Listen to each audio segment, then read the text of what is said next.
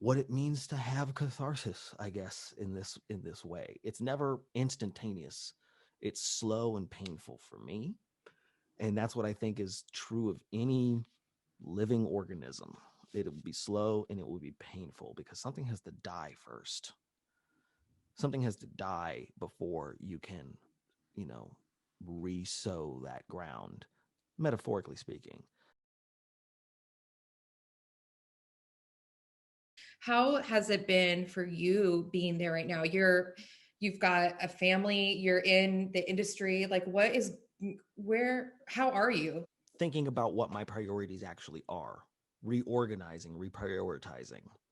Things I've thought about that because between thought and action, there's all this body.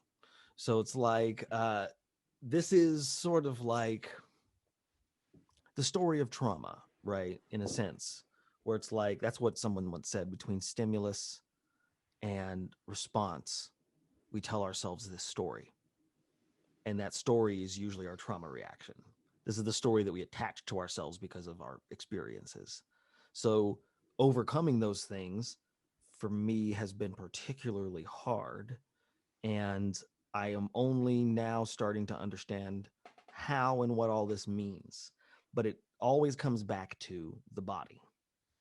I mentioned Daniel Day-Lewis before too.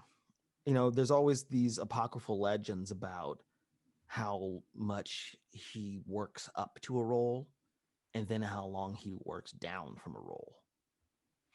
Working down from a role, releasing, catharsis. These are the things that we don't actually talk about for people. We talk about them for the story. We know where the story needs to go. But sometimes these people inside these stories who are recreating one's trauma, they sometimes can get stuck in it again, re-traumatize, oneself.